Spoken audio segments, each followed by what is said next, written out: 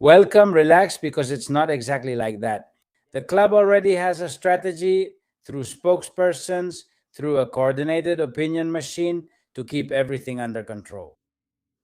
It's not exactly like that, although it's scary. It makes no sense because if you're looking for a holding midfielder and one says no, then suddenly we're not looking for a holding midfielder anymore. No one can understand that. But I'll explain to you right away how this works because we've already been pretty well schooled in this late Florentino era for a long time now. This isn't the first time it's been done. Some years it worked well, others not as much. It's no big deal, but come on, this is nothing new to us. Well, let's start first with images of the day, which show Madrid already in Budapest to face Ferencváros tomorrow. We'll be there after the match to make the corresponding video. And Diomande, training on his first day as a Real Madrid player, hasn't traveled to Hungary. Has Mourinho understood that it's too soon? Well, having him on this first trip with Real Madrid, and well, it's not Real Madrid's first trip. The other day, we were already in Austria to play that first match against Fiorentina, the second one, which would be the first for the kid. But it's been understood that, hey, since he had that infection, he didn't train with his team. And then, well, all this tension from the last few weeks with his signing and all that. So they think it's better for him to be at Valdebebas first, training on his own there. And then for the next trip, which will be in La Coruña next Wednesday, the day of the eclipse, that messed things up for me. But, well, that's how it is. I think he'll be part of the squad by then. Diomande, who was going this morning to the Sanitas La Moraleja clinic. Well, it's not that anymore. The other day I had the same confusion. It's no longer Sanitas La Moraleja. This is in Valdebebas, very close to the training center. Well, I mean, he was there signing autographs for fans who were waiting for him, who were saying the usual things like good luck, champ, and so on. I want to address what happened with Diomande yesterday. I felt bad for him, but honestly, it's okay. It's not a big deal. It's not a tragedy. But it's true that yesterday, with what happened with Rodri, it was a strange afternoon when Diomande was announced, right? Then came the thing with Rodri, his no to Real Madrid, his yes to Barca, which, by the way, let me make a quick aside here. Manchester City has or would have rejected that first offer from Barca for 45 million. That's curious, isn't it? The same or even less than what Madrid offered. Barca will end up signing him, will end up registering him, just like they register everyone by any means necessary, whether it's legal or not. So, well, relax, because some people say, hey, maybe in the end he won't sign for Barca, which, hey, is a possibility, but they'll count themselves lucky with that. I hear them say things like, we don't need him because we already have players like him. Barca has been playing that game for a long time, and it'll be enough for them to have messed with Madrid. Well, you know what? That doesn't bother me either, since Madrid and Barca have always tried to mess with each other, both on and off the field, right? They're barely getting any trouble for the historic scam they pulled by paying a senior refereeing official for over 20 years 8.4 million, 8.4 million, and at some point they should get a sanction, but we'll have to wait.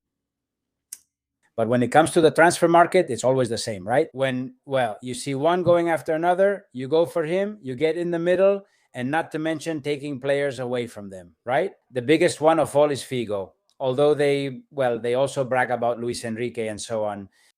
Anyway, that's true. When Luis Enrique arrived at the Bernabeu, he was booed.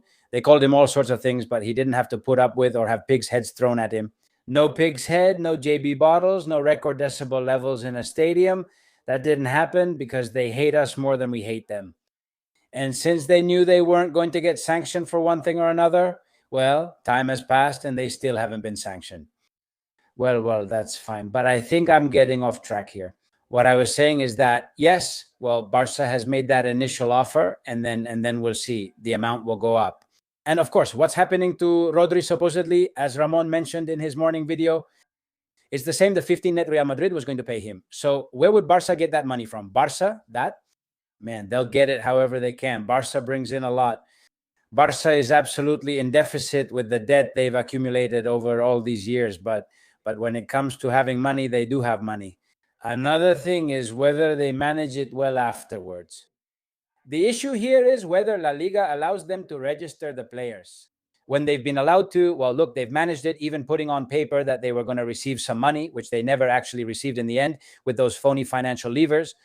When not allowed, they've claimed the federation will permit it. If that's too obvious, then the government will. And the government did allow it. Because Dani Olmo will keep playing under that extraordinary injunction, right? Anyway, well, that's it. And why was I saying all this? Why was I saying all this? Because we're going to talk about Rodri and the midfield, more than just Rodri, the whole midfield, really what's being pushed right now. But I wanted to give a little update here about Diomande. And one more thing, I was just thinking, there's one more topic about Hendrik. Next, regarding the midfield and Hendrik, Rock Nation, according to Ramon, is already arranging his Premier League loan. With what? With Real Madrid on board with this move after the signing of Spi and Diomande. Of course, here when we signed Diomande, well, when it was known that Diomande was coming to Real Madrid, they talked about Hendrik. He's going to think, hey, damn, they're cutting off all my chances to become a starter here. It's almost impossible, but at least to get some minutes this year at Real Madrid. Was he going to be Mbappe's replacement? It's one thing, but that's what the club told me, because the club told him he was going to have chances from the right side.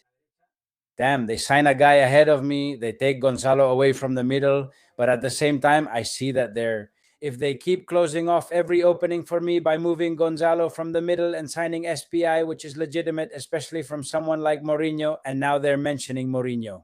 He didn't necessarily want Carlos SPI. Maybe he'd only seen him play for half an hour or didn't even know who he was. Even though Mourinho enjoys football and scouts, coaches don't have to know every player. Damn, a guy who saves Mourinho is in Portugal and a guy who saves Levante from avoiding relegation and expectations. Will Mourinho really pay attention? No. Someone just informs him. Or maybe Mourinho wanted a striker like Carlos SPI, whom Real Madrid finally found. A target man who gets all the headers, someone to cross balls into the box to when matches get complicated and so on. Well, that's fine. I mean, it's totally legitimate to sign a player like that. In fact, I think it's a good move, right? So I absolutely support this. I said it last week, didn't I? Last week, you always need a player like that when matches get tough, right? Because, well, you have to get into the box. You have to create goal-scoring chances in the most sophisticated way possible when you have a team that can do that. But if not, then you have to go back to basics at the end of matches. And that's why I love that kind of striker. But, of course, I'll come. Ben says, hey, I'm not going to play at all here this year, but look, I could play if Mbappe were given the rest he would need in a season that's going to be full of matches again. But since Mbappe is going to want to play everything, Madrid is already thinking about this loan to England. Let me know in the comments. What do you think? Many people here want to see Hendrik here once and for all and not loaned out again. The guy might say, stop loaning me out and just transfer me for good. Because, of course, if I'm not going to play this year, am I going to play next year? If Mbappe is going to stay, Carlos Espi is going to stay, and, of course, Jean Diomande is going to stay too. But if all of them are going to stay, that's one thing. It would be different if, hey, it's the last year for Fulanito and Menganito up front, then, okay, you loan me out, guys, and I'll come back next year when those two are gone. But the three who are blocking Hendrik, not just from being a starter, but also from getting minutes during the season, there are three guys. Two you just signed and one who wants to play everything. I mean, damn, it's impossible, of course. It's impossible. So, I don't know. About Hendrik, how do you guys see it? I don't think it's a good idea to loan the player out again, man, just so he can play. Yeah, of course, because it's not that he's not going to play. But I already suspect that in his case, his agents, well, Rock Nation too. But above all, he says, hey, man, I want to start my career in Europe in one place, not be moving from one place to another. All right, Mega, let's go with it. Let's talk about Real Madrid's midfield, which is wonderful. Coordinated media voices. Well, there are people at Cope, Arantxa Rodriguez, Melchor Ruiz. Hey, I like Arantxa. I don't know Melchor personally, but this isn't, as you can see, it's not personal. But the club always knows who or through whom it can leak this kind of information. They always do it. Damn, but they're also saying it in Diario AS through Jose Felix. Yeah, well, the club knows how to use the journalists it wants, to use them to give this kind of messages. By the way, Melchor works at Real Madrid TV. Well, what they're selling now is textbook stuff. From late Florentinismo from a few years ago, at least the last 5 years, which is like, no, there won't be any more moves. So that if in the end there is one, well, it's Florentino's ace up his sleeve or the final magic trick. And look, Florentino told us no, but in the end, yes, we've seen this many times.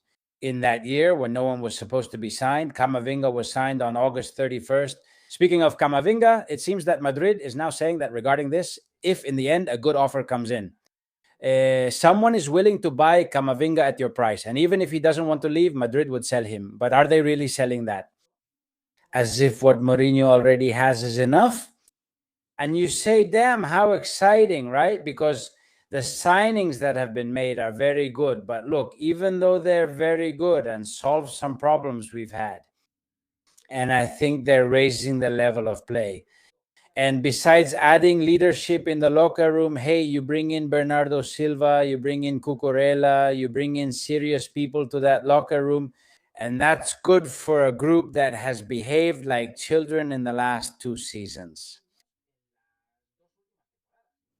All right, but of course, what's going on here? You still haven't addressed the positions you've needed to strengthen for the last 2 or 3 years,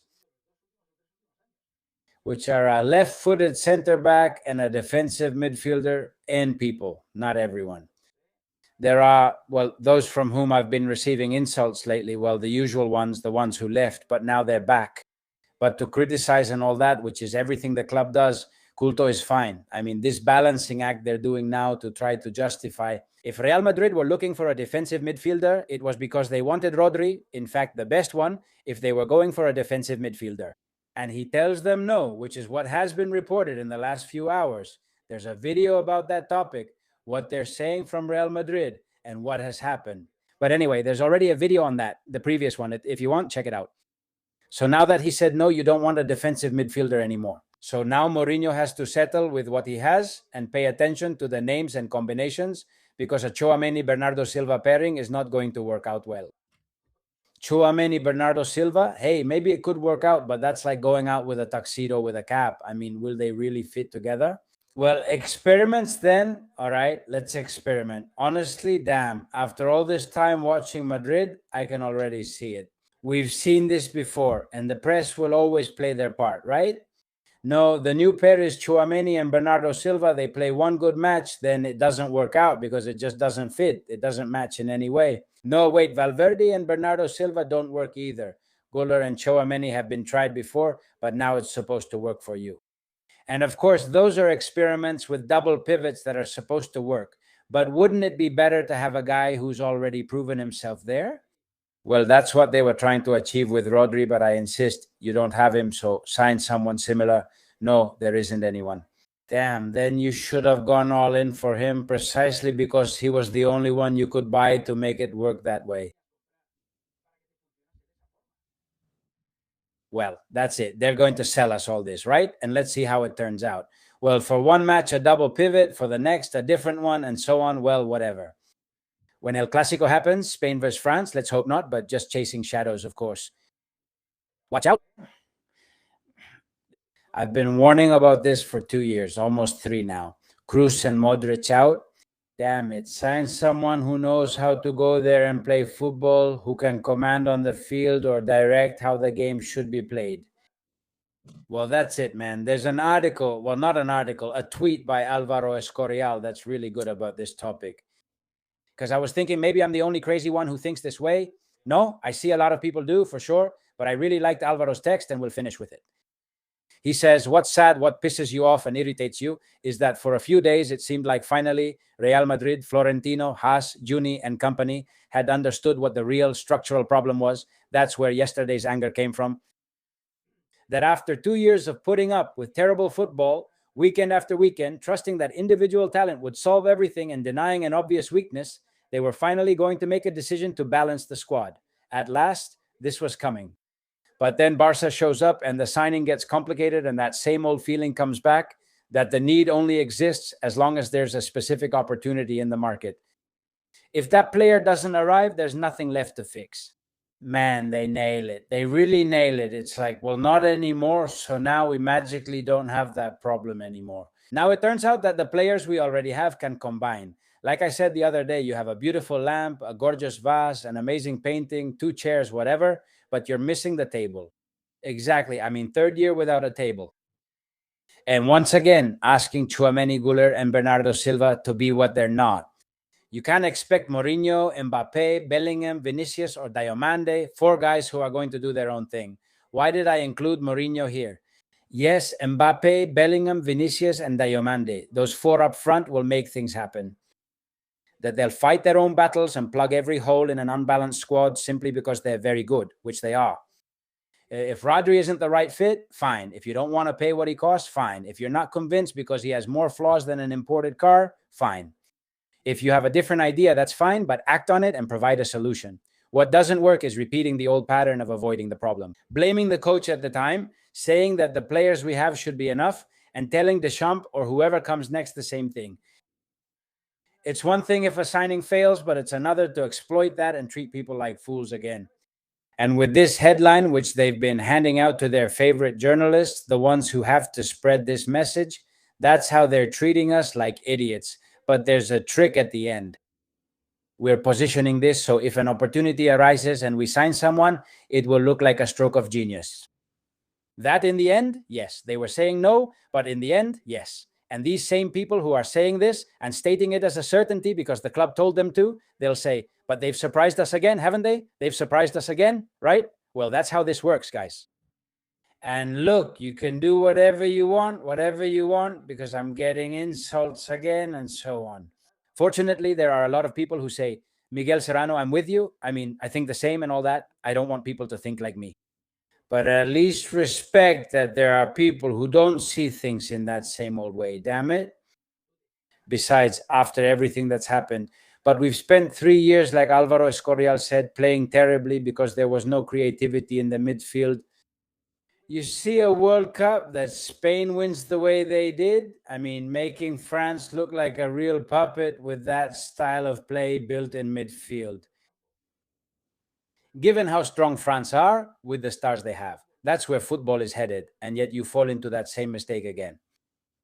I'm sure that inside they've actually realized it, but people don't think for themselves. But what else? What else do people want? Another year of evidence that if you don't have a specialist for that in the engine room, a proper defensive midfielder, and not experiments, things won't work out no matter how good the players you have up front are. Just because you always have to support Real Madrid and you always have to support Florentino. Flores, it's just unbelievable. Honestly, I'm amazed. But anyway, hope everything goes well for you. Leave a like if you enjoyed this video. Please subscribe to the channel, comment, share, and I'll see you in the next one. Bye.